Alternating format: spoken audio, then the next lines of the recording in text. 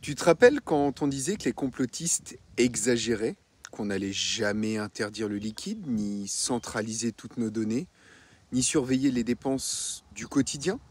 Eh ben ça y est. Et oui, ça y est, on y est. Et le pire, c'est que tout ça, ça est en train d'arriver officiellement, légalement, progressivement, et personne ne dit rien. Alors aujourd'hui, je vais te parler d'un truc qui avance en silence, c'est le contrôle numérique total que l'Europe est en train de mettre en place.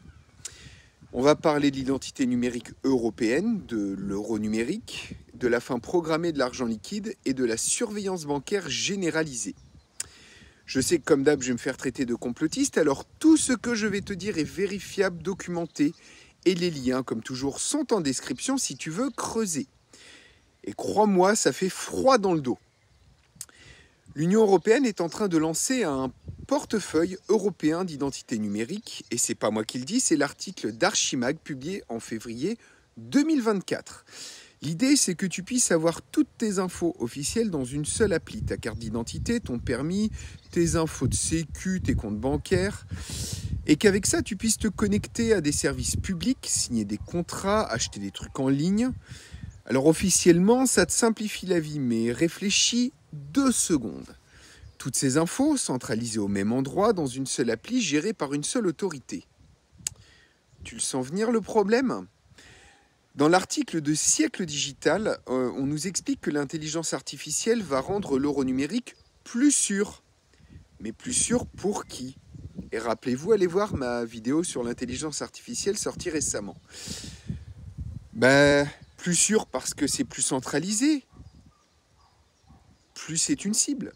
Et surtout, plus c'est incontrôlable. Aujourd'hui, c'est pour éviter la fraude, mais demain, qui dit que ça ne va pas servir à surveiller ?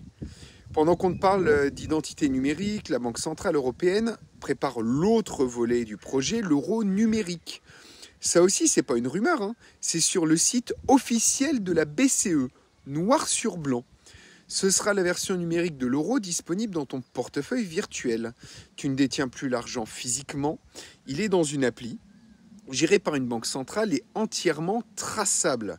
On nous permet que ça ne remplacera pas le liquide, que ce sera juste un complément. Mais dans la tribune, un article de 2024 prévient, le liquide risque de disparaître naturellement par un simple abandon progressif. Et quand il n'y aura plus que de l'argent numérique, chaque centime que tu dépenseras pourra être suivi, bloqué, limité.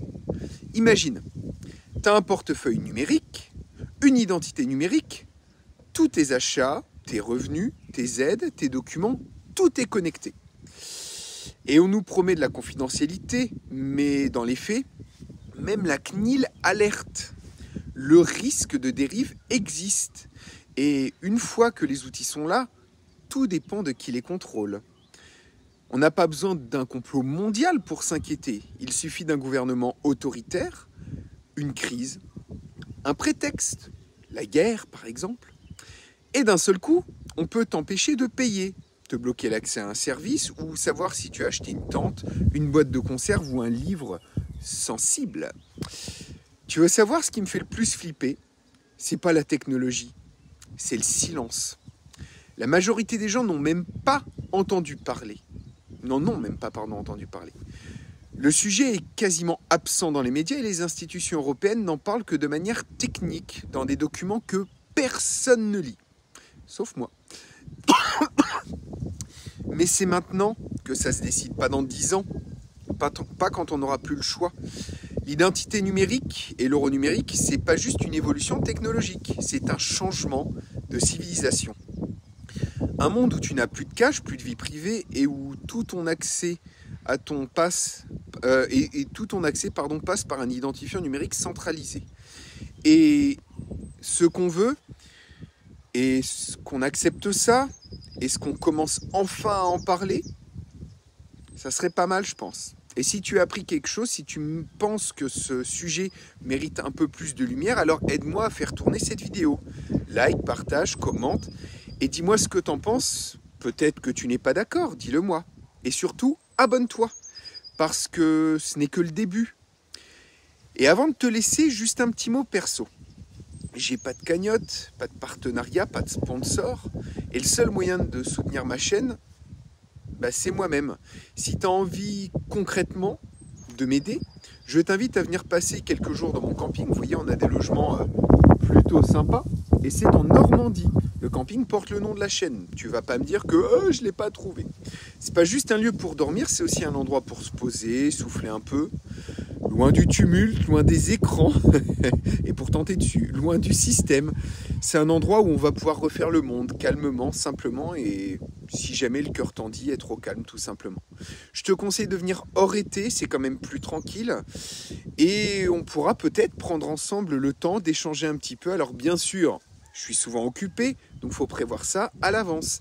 Mais si tu veux soutenir la chaîne en t'offrant un vrai moment de repos et de respiration, alors tu as toutes les infos dans la description.